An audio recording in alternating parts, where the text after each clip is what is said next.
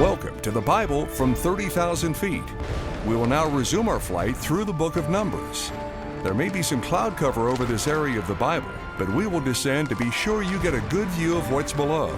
Shadows may cover some of what we see, but take note of this territory. We'll find it to be rich and meaningful as our journey continues toward the New Testament. From the flight deck, we're ready for takeoff. Well, it was Mark Twain who said, "Don't complain about problems that you might have." Ooh, thank you, Lord. Not going to complain about rain that's coming our way. We could use it. He said, don't complain about problems that you may have, because 80% of the people that you tell your problems to don't care. The other 20% think you're finally getting what you have coming to you. Well, the whole group of the children of Israel murmured and complained. I heard about a cowboy. He was driving on a dirt road out in the middle of nowhere in the West in a pickup truck. In the back of the pickup was his dog, and behind the truck he was towing a trailer with his faithful horse. And as they were on the dirt road, he was driving through the turns and the twists, and he failed to navigate a curve and got into a terrible accident that overturned the truck and the trailer. Well, the highway patrolman came by and he saw that it was a pretty bad accident, and he went over to the horse, being an animal lover himself, and saw that the horse was beyond any kind of medical help and would die naturally. And to put it out of its misery, he took a revolver out of his holster and decided to save the horse from a miserable several hours, and he shot the horse. He walked around the accident and he saw that the dog was whining and had broken several parts of his anatomy, and so he also desired and decided to put the dog out of its misery. Then he walked over to the driver and he looked down, as a policeman ought to, and said, "Are you okay?" And the driver, looking up, though he had several broken bones, saw the smoking revolver and said, "I've never felt better in all my life."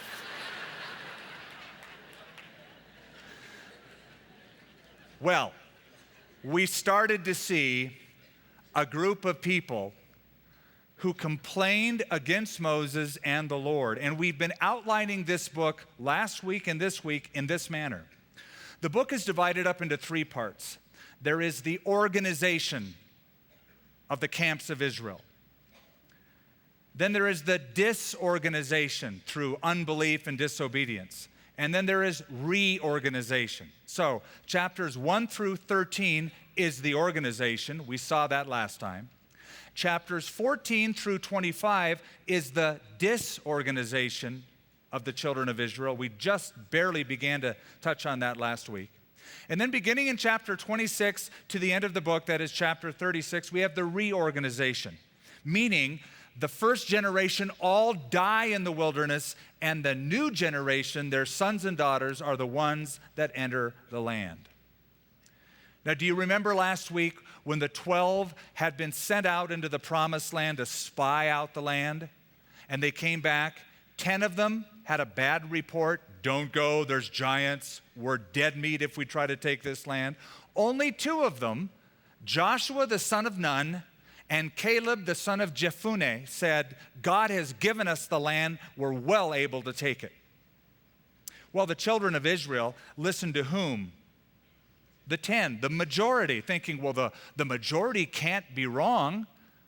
And so they sided with the majority, and they did not believe, and they murmured and complained. And they said to Moses, the people of Israel, "We should have died in Egypt. Oh, I wish we would have died there and not even come out to the wilderness." Then a few others said, "I wish we would have just died here in the wilderness." Big mistake. God heard that and basically said, all right, you'll have your wish. And that entire generation, except for those 2 men that I mentioned, all will die in the wilderness and never make it to the promised land. So tonight, as we finish out the disorganization and the reorganization, we want to think about the failure and the future. The failure and the future. The failure in the wilderness, of the old generation, and that all speaks of death, and they will all die in the wilderness. But then the future in the new land, the new generation that comes in. So chapter 15 is where we begin, and it's wonderful because it begins in hope. Chapter 15 through 29 really is the failure in the wilderness. And the Lord spoke to Moses, saying, "Speak to the children of Israel and say to them, when you have come into the land that you are to inhabit, which I am giving to you." Boy, that's a wonderful thing to say, isn't it? It's wonderful, you see, because God doesn't say, if you come into the land, but he assures them that they will, even in spite of their complaints, their unbelief, and their failure. When you get into the land, they may not all make it individually, but they will eventually make it corporately as a nation. So not if, but when. It's very encouraging. It reminds me a little bit, and I know I'm lingering long on the first verse. You say, Skip, at this pace you'll never make it. Don't worry. But it reminds me a little bit of Peter when he was in prison in Acts chapter 12. Herod the king saw that killing James, this brother of John, pleased some of the people. So he was going to kill Peter the next morning, and he had him in prison. And we find Peter chained between two guards, sleeping in prison. Do you find that odd that a man, the night before he's going to be executed, is getting a good night's sleep chained between two guards? You know why? Because Jesus Christ had told him something that a lot of us skip over. Remember when Peter was with Jesus at the Sea of Galilee, and Jesus said to him, this is John chapter 21, "Peter, when you were young, you girded yourself and you went wherever you want to. But when you are old, you will stretch out your hand," speaking of his crucifixion in Rome.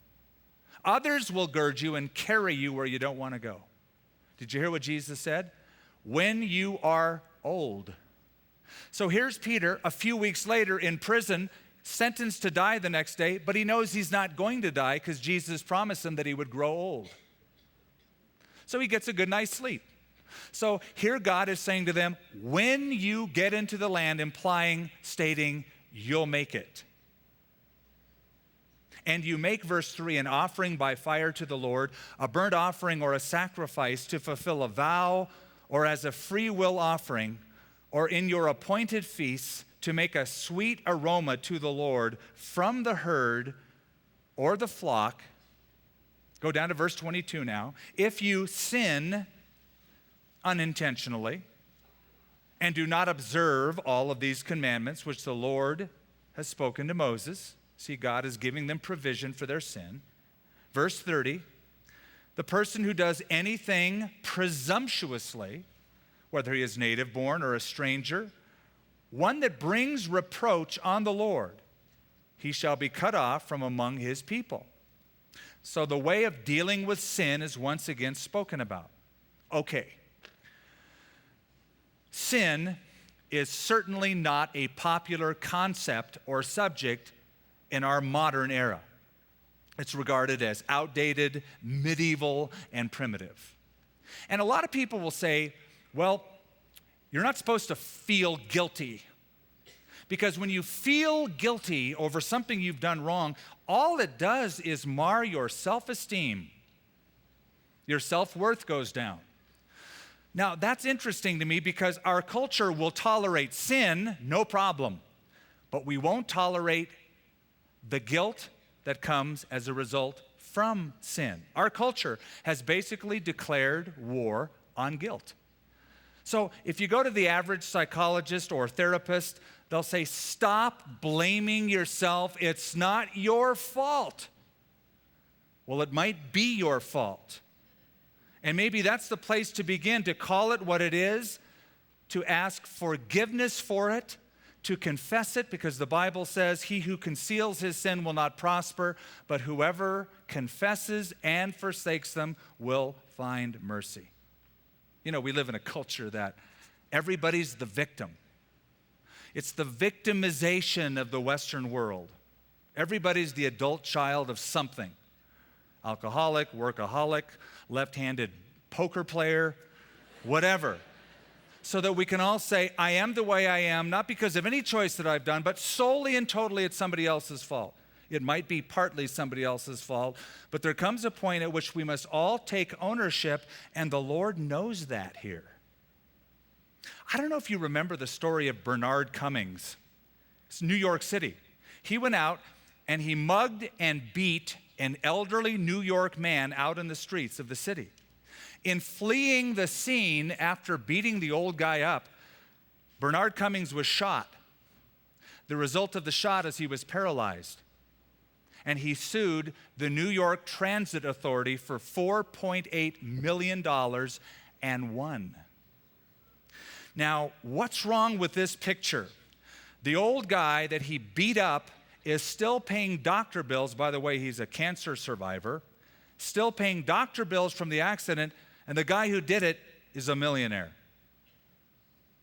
So the Lord knew what the real problem was and said, here's how to deal with it.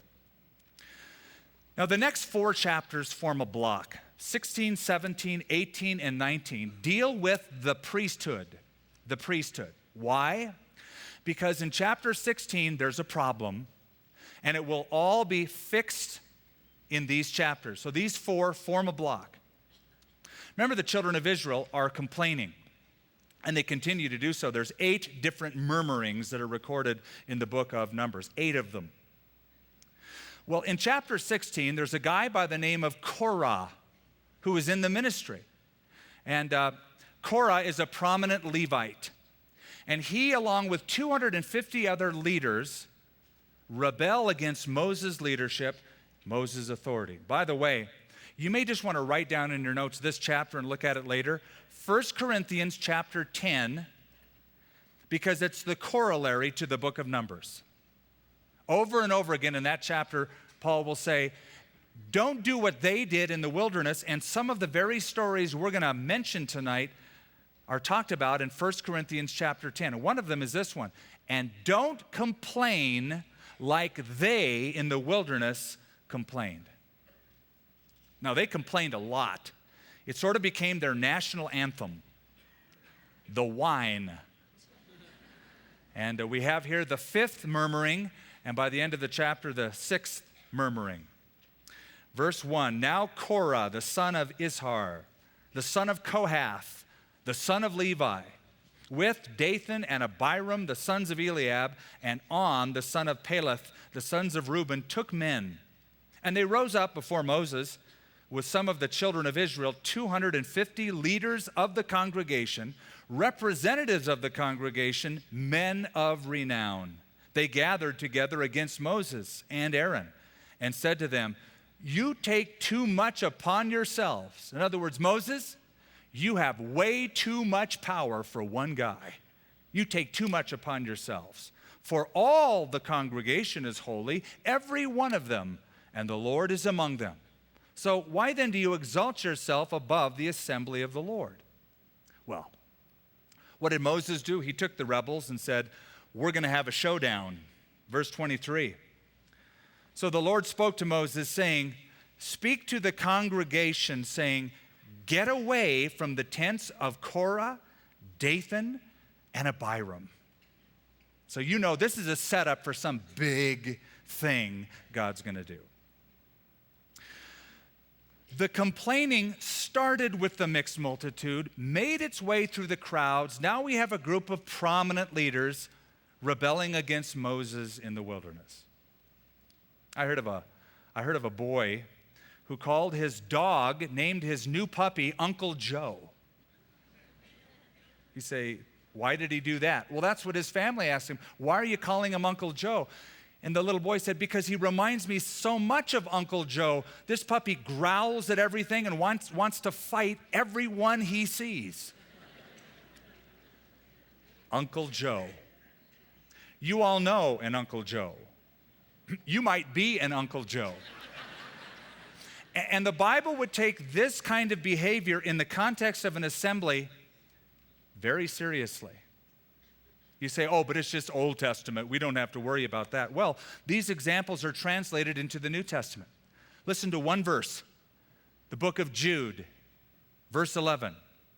Woe to them, those who are fallen away in the congregation, for they have gone the way of Cain, run greedily in the error of Balaam for profit, and perished in the rebellion of Korah. So God says, tell everybody to get way back from the tents of these guys.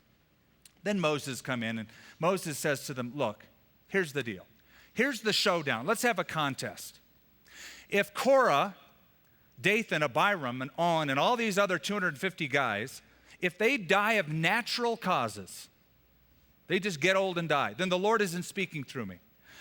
But if the earth opens up and swallows them alive, then I'm the guy that God sent. So, let's see what happens. Verse 31, it came to pass, as he finished speaking all these words, that the ground split apart under them. And the earth opened its mouth and swallowed them up with their households and all the men with Korah with all their goods. So they and all those with them went down alive into the pit. The earth closed over them, and they perished from among the assembly. Interesting way to go. You see, this group of 250, their sin was dividing the congregation of Israel. So the fitting judgment of God was to have the earth divide and swallow them up. Paul will say in Galatians, don't be deceived. God is not mocked. For whatever a man sows, that also shall he reap. Korah the complainer, but also, I'm going to call him Korah the poser. He's a poser. Meaning, he thought that he could use this opportunity, this wave of complaint, to exalt himself and push himself into higher leadership. He was a Kohathite. He was a Levite.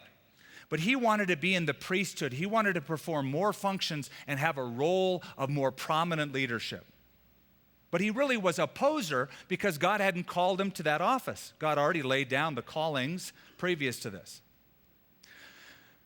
Several years ago, when Merv Griffin was alive and was interviewing people, one of the groups of people one night Merv Griffin was interviewing was a small group of bodybuilders, big muscles oiled down on his show, standing up there like this. And Merv asked them a very simple, profound question.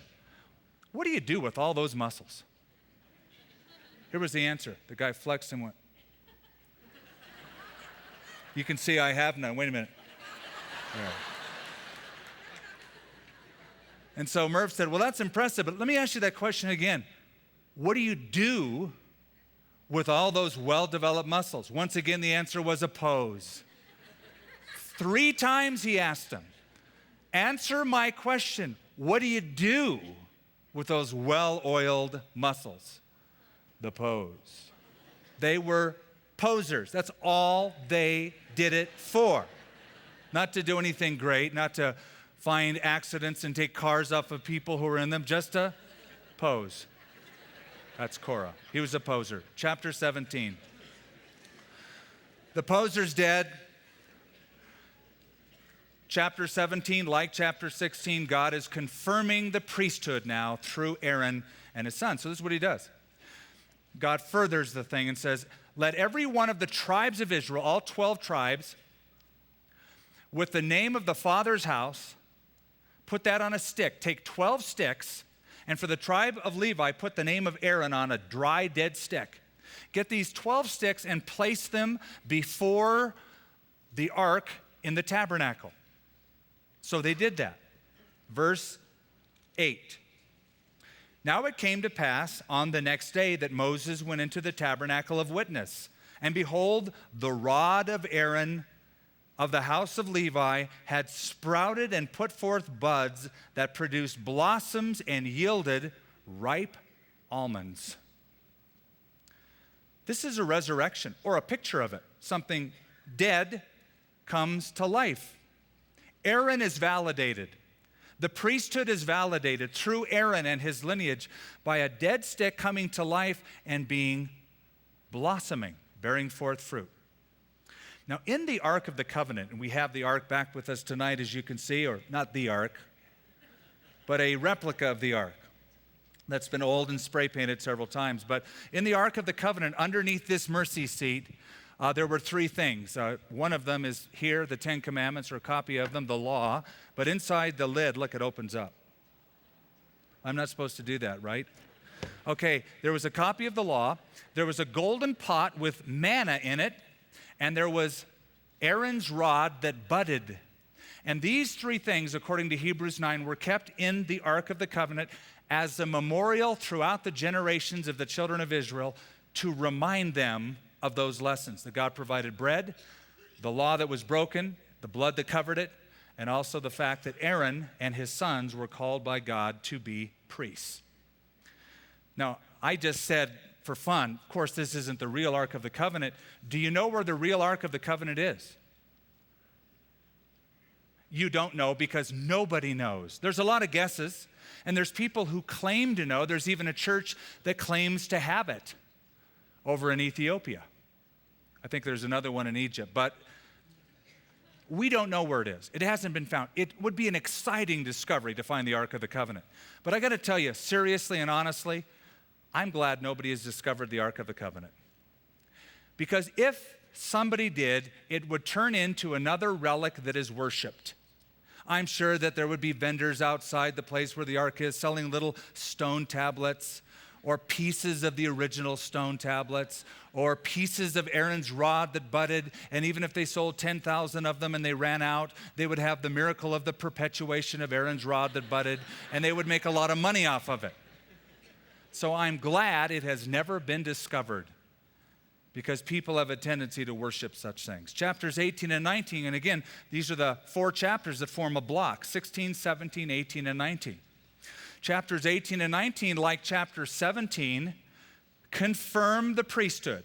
In chapter 17, God just plainly says, look, this is whom I've chosen, the tribe of Levi, the house of Aaron, the Levites, and the Levites alone are the ones who are to perform the ministry in the tabernacle.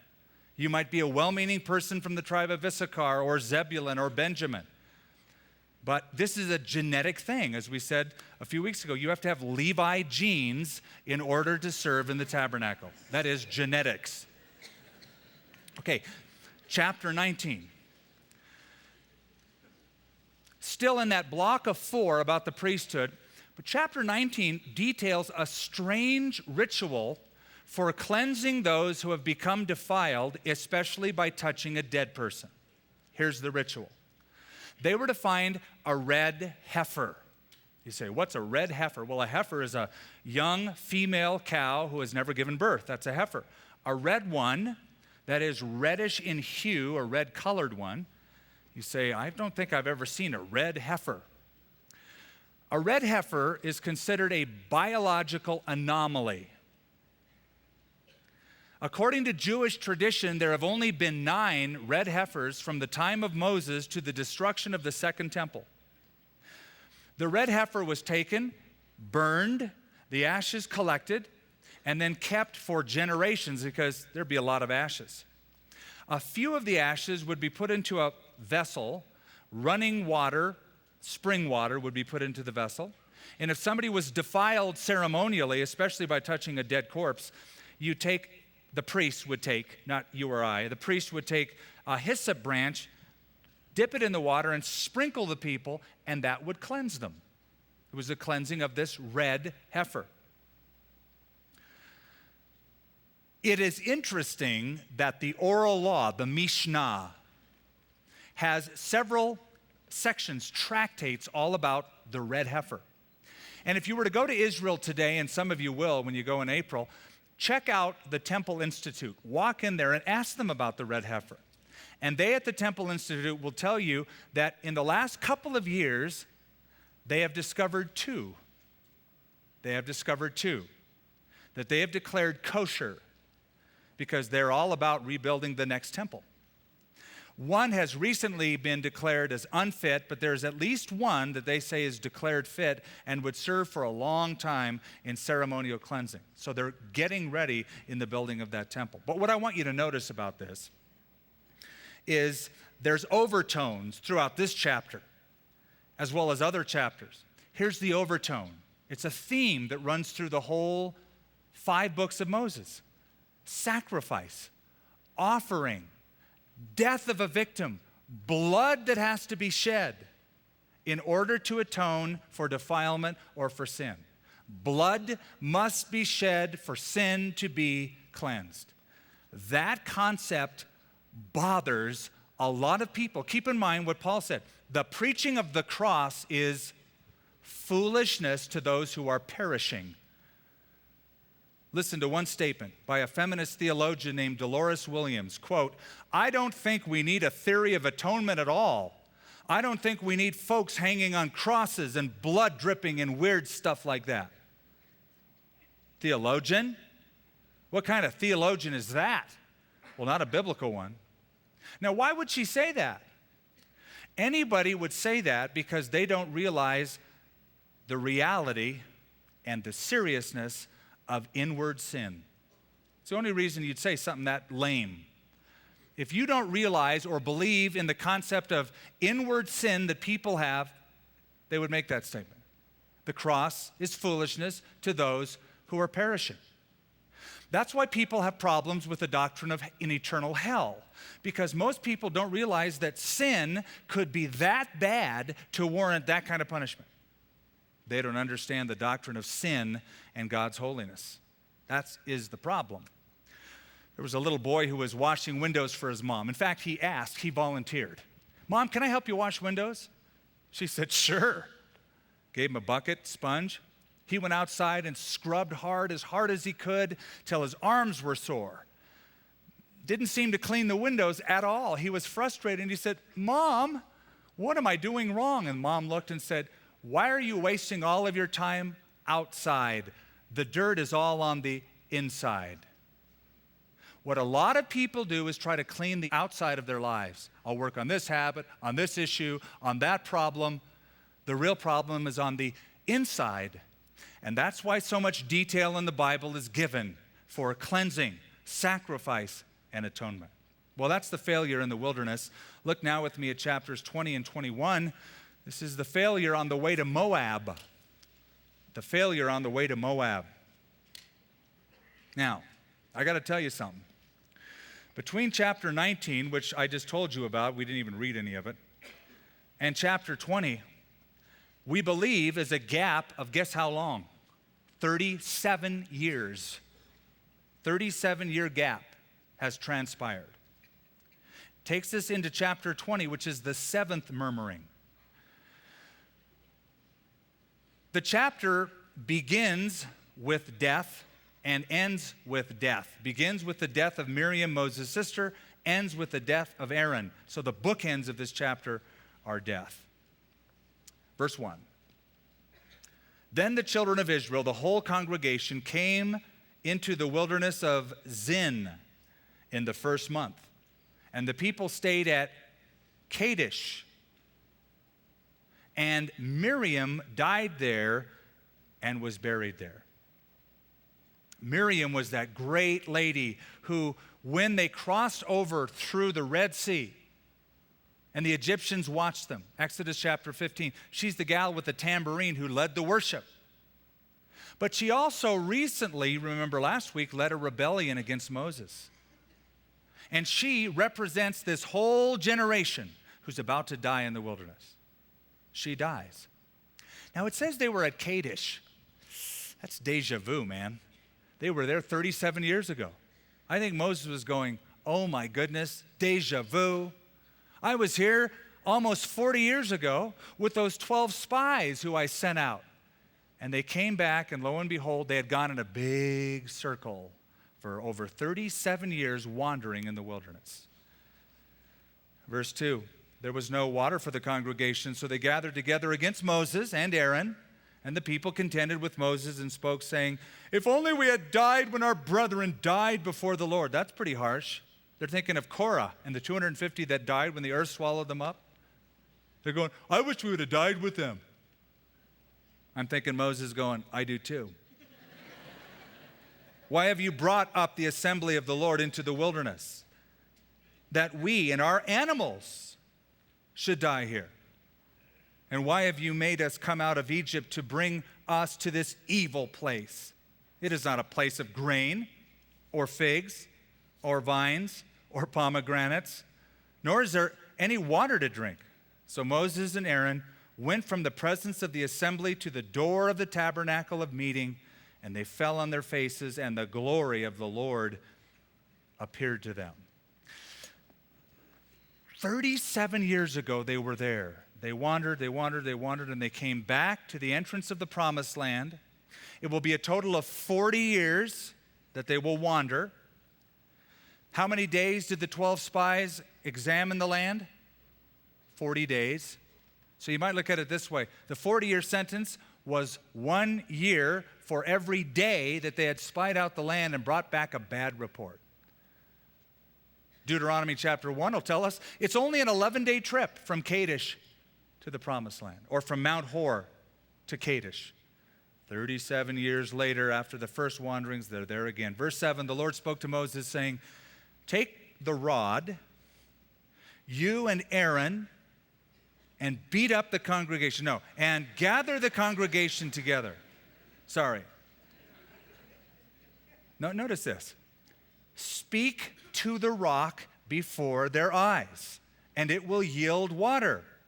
Thus you shall bring water for them out of the rock and give drink to the congregation and their animals. That sounds pretty cool, doesn't it? Okay, Moses, come here. See that rock? Yeah.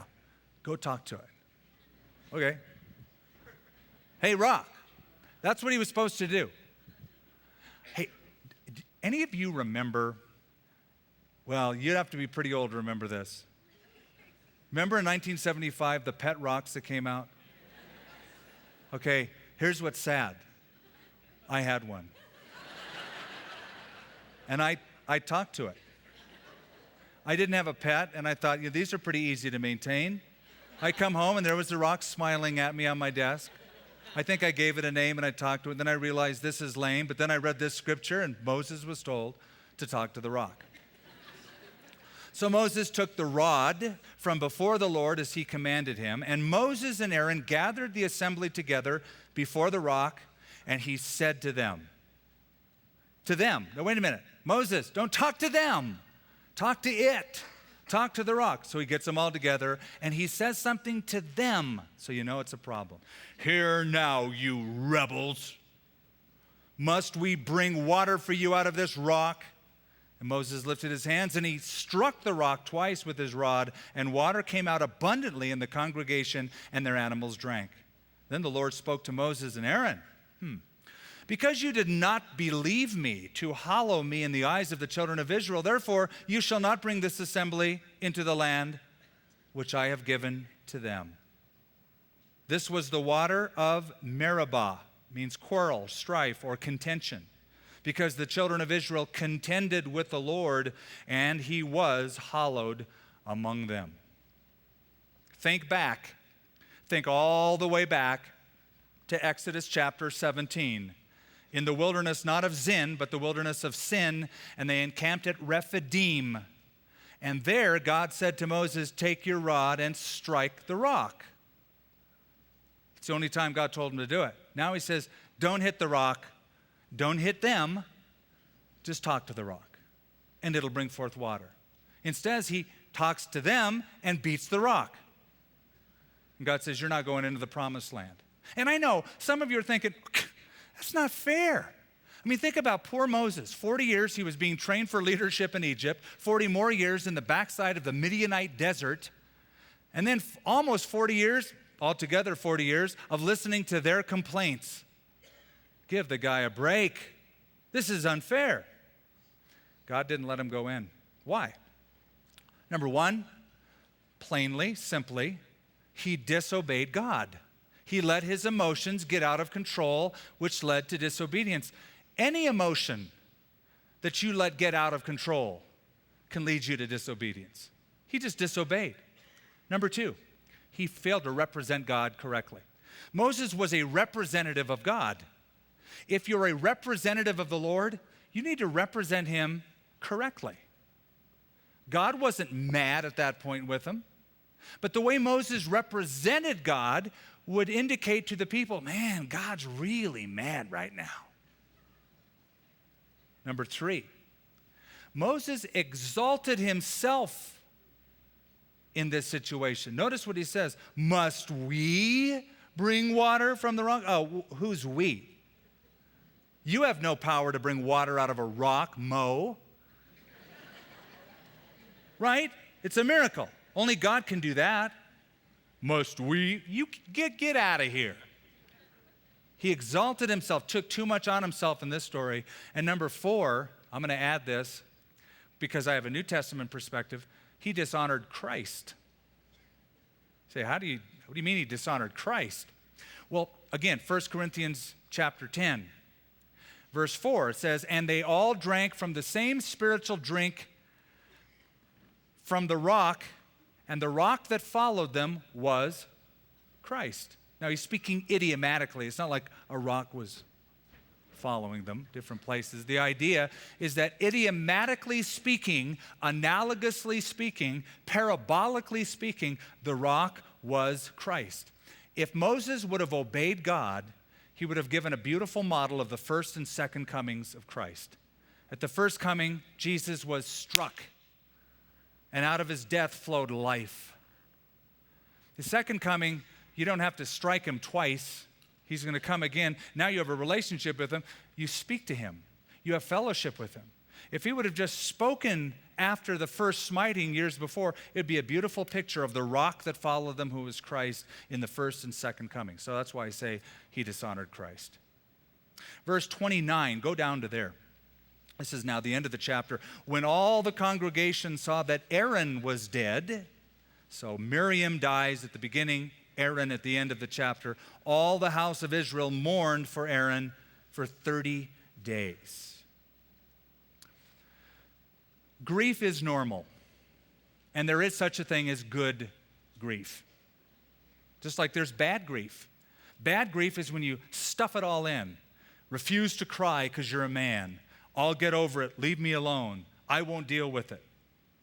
Or too long, prolonged, never getting over it. But there is good grief where for a period of time you mourn and you're in grief and you allow yourself to do such. In ancient cultures, it was a period of a month, 30 days. They really gave full vent to their emotions and dealing with family issues. Chapter 21 takes us to now the 8th murmuring, which is the last murmuring that is recorded. And by now, Israel had complained and murmured so much, they'd refined the art of griping. They were like Picassos at griping. They were like valued artisans. And they complained against God and Moses again.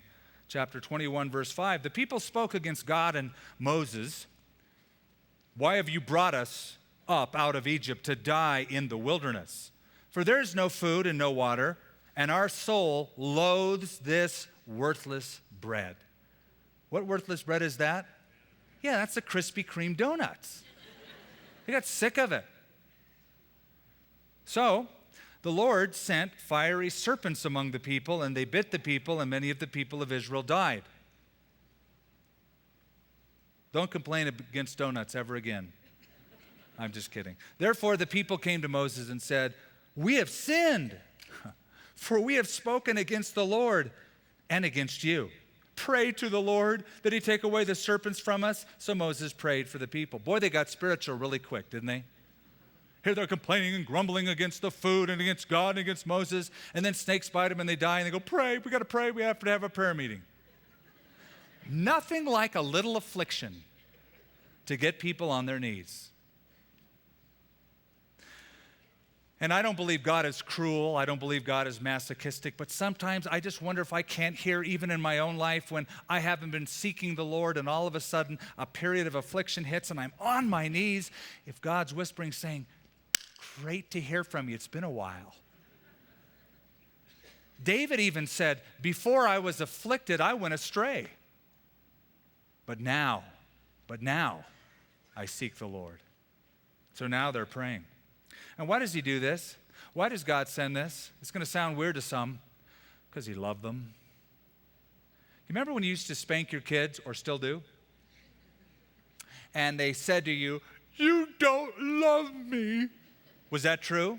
No, you spanked them because you did love them. and you were worried at that time, oh, my child, what does he think about me? The issue isn't what he thinks about you when he's 4 or 5 as much as what he will think about you when he's 18, 19, 20 and out of the house because you gave him a loving, disciplined home. God loved them and wanted them to turn back to him. Verse 8, the Lord said to Moses, make a fiery serpent, make one, and set it on a pole. And it shall be that everyone who is bitten, when he looks at it, shall live. So Moses made a bronze serpent, put it on a pole, and so it was, if a serpent had bitten anyone, when he looked at the bronze serpent, he lived. I imagine some people in the camp of Israel thought, this is stupid. There they are, a snake bit them, they're dying, oh, I'm dying. And somebody goes, hey, look at, I just looked at that brass serpent on a pole. And I feel better. Just look this way. Look at that brass serpent on a pole. Oh, I don't believe in that hocus pocus stuff. You can't get me to buy that. Yeah, but you're dying. Just look at it. Nah, not me. I'm a rationalist. I'm an empiricist. There's no logical reason for me just to look at a brass snake on a pole that I'm going to be healed. But here's the kicker. It worked. You know why? Because it was a look of faith. It was foolish. By the foolishness of preaching the gospel, people today are saved. It's that simple look of faith that made all of the difference. Why?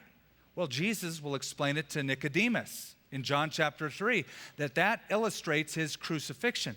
For you see, the pole was a banner pole, like an ancient flag pole, but it had a vertical and a horizontal stay like a cross. That's what banners were put on for the emblems of Israel, that kind of pole. So to have a brass serpent on a cross-like pole was indicative of what would happen when Jesus Christ would come. That's what Jesus said. For as Moses lifted up the serpent in the wilderness, so the Son of Man will be lifted up, that whoever believes in him will not perish but have everlasting life. And that's verse 15, prelude to the most famous verse in all the Bible. For God so loved the world that he gave his only begotten Son, not a serpent, a son, that whoever believes in him will not perish, but have everlasting life. Why a brass serpent? Brass is a metal of judgment. The altar on the outside of the big courtyard for sacrifices was made out of brass.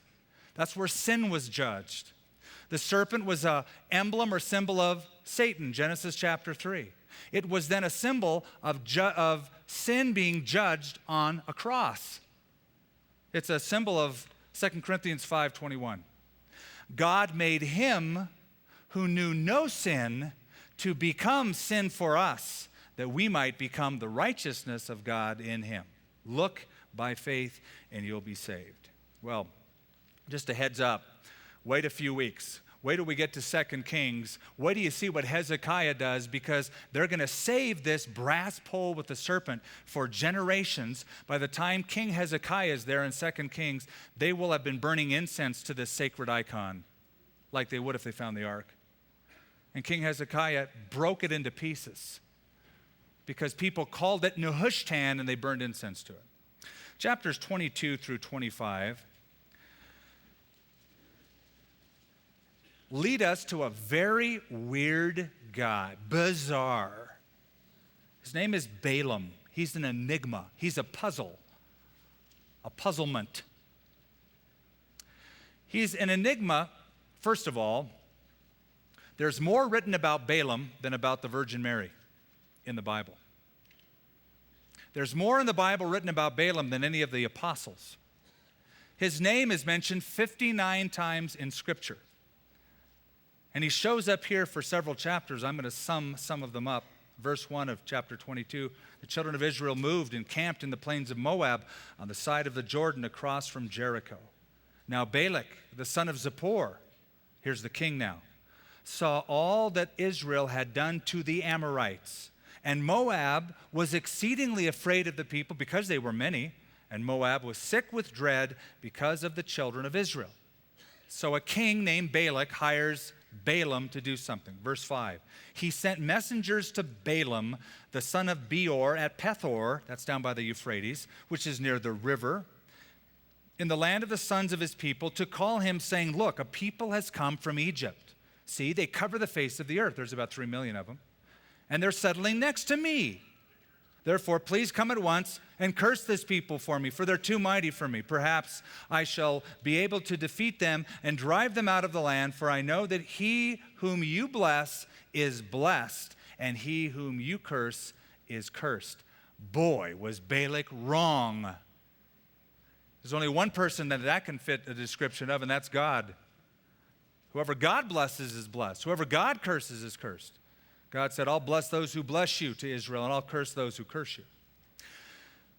What was Balaam? Okay, Balaam was a Baru, B-A-R-U, a Baru, a Mesopotamian Baru, which is an Akkadian word that means he was an oracle priest, a priest who would give out statements or oracles, omens, words from the gods, based upon like the entrails of animals. That's one of their practices. They would take out liver out of a dead corpse and they'd look at the way it shines and wiggles, and they would make a prediction based on the wiggle of a liver. Seriously. The drops of oil. You know how people like read tea leaves and they see patterns in them? It was sort of like that. They do it with the stars and the planets, etc. So he was a pagan guy, but God somehow supernaturally spoke through him because God put his words in this prophet's mouth so that nobody could curse Israel and that they would be blessed because that's God's covenant with them. Verse 21, Balaam rose early in the morning, saddled his donkey, and went with the princes of Moab. God's anger was roused because he went, and the angel of the Lord took his stand in the way as an adversary against him, and he was riding on his donkey, and his 2 servants were with him. I remember as a boy seeing a sitcom on television growing up. It was called Mr. Ed. Some of you remember Mr. Ed? Honestly, raise your hand if you love Mr. Ed. You remember it? A horse is a horse, of course, of course. That's very good. And no one can talk to a horse, of course. That is right. The famous Mr. Ed. Okay, let's go on. Why did I share that? I have no idea. No, I shared that because what you're about to read is the Mr. Ed of the Old Testament. The donkey of Balaam is about to talk. It's a fun story. And I'll tell you what it reminds us of. All of us who speak for the Lord, don't get too prideful. I'm a mighty spokesman of God. Don't get too prideful. If God can use a donkey and speak through a donkey, don't get too puffed up and prideful. Just be thankful that he uses you or I. Verse 23. Now the donkey saw the angel of the Lord standing in the way with his drawn sword in his hand, and the donkey turned aside out of the way and went into the field. So Balaam struck the donkey to turn her back on the road. That's the first time. Now the second time, they're by a vineyard, there's walls, it's very narrow. Sees the angel of the Lord, the donkey, not Balaam. The donkey turns aside and crushes Balaam's foot. Now the third time, the angel of the Lord stands in a very narrow place. They can't turn around. Verse 27. And when the donkey saw the angel of the Lord, she lay down under Balaam, so that Balaam's anger was aroused, and he struck the donkey with his staff. And the Lord opened the mouth of the donkey, and she said to Balaam, here it is. Here's the Mr. Ed. Wilbur, listen. Here it is. Here it is. Here's the donkey speaking. What have I done to you that you have struck me these 3 times? The donkey has a very good question. And Balaam said to the donkey, because you've abused me, I wish there were a sword in my hand, for now I would kill you. So the donkey said to Balaam, they're having a conversation. Am I not your donkey in which I have ridden ever since I became yours to this day? Was I ever disposed to do this to you? And he said, no. First of all, I'm impressed that a donkey knows the word disposed. Okay, this is an amazing story. A donkey is talking. What's more amazing is that Balaam talks back to it.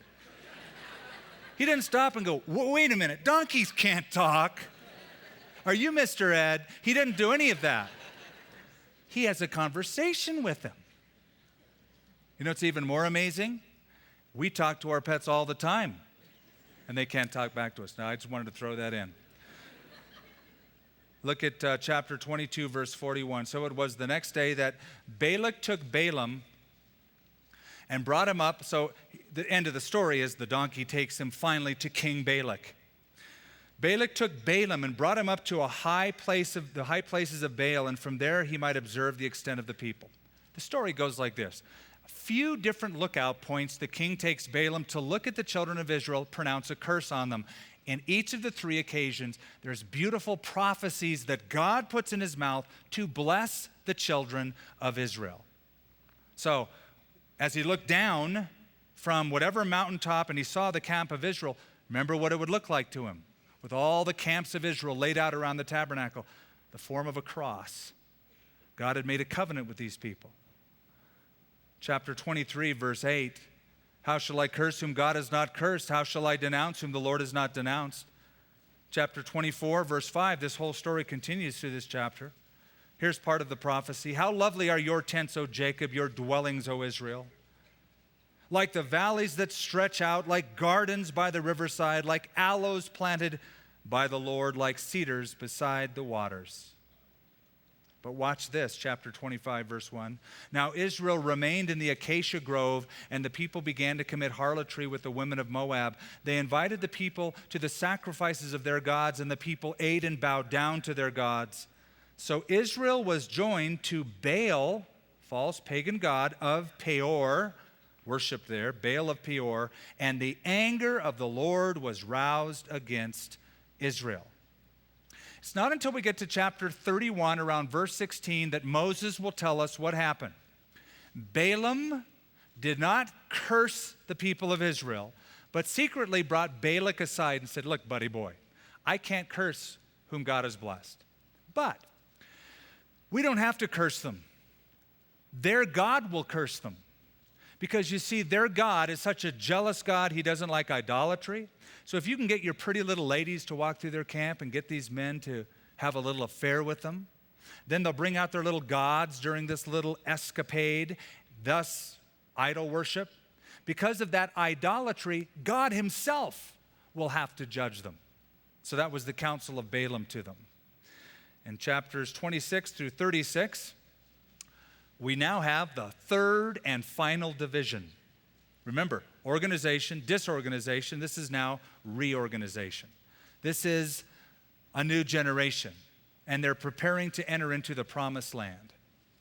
So this is the future. We've seen the failure of the old generation that brought death. This is now the future that brings life. Chapter 26, verse 1. It came to pass after the plague. You say, what plague? Well, there's been a lot of them, but this one is the previous chapter. Chapter 25, 24,000 people died in a single day because of sexual immorality with this Baal worship.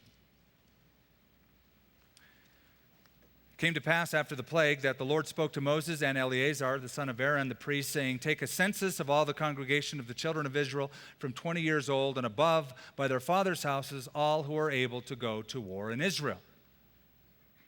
Kind of like deja vu, kind of like chapter 1. It is. Chapter 1 was the first census taken of the older generation. They'll all die off.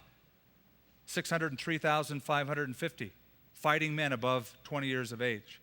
Now they recompute with the next generation, and there's 601,730. So there's been a zero population. In fact, there's been a loss of 1,820 in 37, 38 years. That number is given in chapter 26, verse 51, 601,730. So there's been a loss, zero population growth. Chapter 27 we won't read, but it's about inheritance laws, and if your name is Zelophehad, you may want to read this chapter because it has everything to do with the offspring of a guy named Zelophehad who had no sons but had daughters, and a law was formulated because of them. So, chapter 28 through 30 is all of those offerings we've already covered, all those seasonal offerings and sacrifices we covered last week. You say, why are they repeated again? Because it's a new generation, that's why. Old ones dying off. Bring that into remembrance. Chapters 31 through 36 is the land that is apportioned on both sides of the Jordan River. They crossed the Red Sea, went through the wilderness, and crossed the Jordan River to get into the Promised Land. But not everybody did. There were 2.5 tribes that saw how beautiful some parts of the eastern area of the Jordan River were, and they said, can we just stay here? We don't want to really go into the land God promised you guys. We'll stay here on this side. And their tribal names were Reuben, Gad, and half of the tribe of Manasseh. Reuben, Gad, and half the tribe of Manasseh. The other half will go west of the Jordan. Now you have to see the area to appreciate it. The area up by the Golan Heights is still the favorite area of the Bedouin tribes in that area to this day. It's where the oaks grow, the grass grows, there's more rainfall, pistachio orchards grow wild. It's just beautiful and verdant. They didn't want to go any further. So they strike a deal. Look down at verse 5. Let's pick that up. Chapter 32. Go down to chapter 32, verse 5. Therefore they said, if we have found favor in your sight, let this land be given to your servants as a possession. Do not take us over the Jordan. Now go down to verse 18 of chapter 32. They strike a deal. We will not return to our homes till every one of the children of Israel received his inheritance. We will not inherit with them on the other side of the Jordan and beyond, because our inheritance has fallen to us on the eastern side of the Jordan. So they cross over and fight, then they'll go back. That's the deal. Chapter 33 is all the places they camped. And the beginning point and the end, it's a journal. It's the log of all of their encampments, a summary of their routing as they made through the wilderness. Chapter 34, the boundaries of the land are given from the south, west, north, and the east. Look at verse 12 of chapter 34. The border shall go down along the Jordan. It shall end at the Salt Sea. This shall be your land with surrounding boundaries. And Moses commanded the children of Israel, saying, this is the land which you shall inherit by lot, which the Lord has commanded to give to the 9 tribes and to the half tribe. Okay? And so the land is given, the cities are given, including the cities of refuge, the Levitical cities, which ends the book. Okay, so we're done with the book. But wait. Here's the tragedy. It's good we finished the book on time. Here's the tragedy. If you go back and you pencil out all of the land God promised them to inherit, it's about 300,000 square miles of land. Go back to Genesis 15 and other places where the allotment is given, 300,000 square miles. Israel, at their peak of history, only occupied and enjoyed 30,000 square miles of land. So God promised them this, and they enjoyed 1/10 of it. I just wonder if there isn't a corollary with some of us. We're saved. Great. Are you enjoying all of your riches in Christ Jesus in heavenly places? All of the promises, are you grabbing a hold of them, or are you content with less? Wow, I just want to barely make it to heaven. I don't. I want a red carpet entrance. I want to live my life to the full, save as many people as I can, have a lot of fun on the way, do it right. And I think you do too. Charles Spurgeon said this, most Christians, as to the river of experience, are only up to the ankles. Some have waded up to their knees. A few find it breast high, and but a few, and oh, how few, find it a river to swim in, the bottom of which they cannot touch. Now, Moses didn't make it into the land, but he will later. Plant this thought in your mind. You'll read in the Gospels that Jesus appears on a mountain in Israel with Moses and Elijah, talking about the kingdom. He made it in a glorified state. You'll also read about him, I believe, in Revelation chapter 11, one of the two witnesses, because the signs of one of the two witnesses is he calls fire down from heaven. That would be Elijah. Another one has the power to strike the waters and make them blood like Moses, call plagues down from heaven like Moses. And so many believe, self included, that one of the two witnesses in the future tribulation for Israel will be Moses. So, are you wandering or are you walking? I pray that it's the second.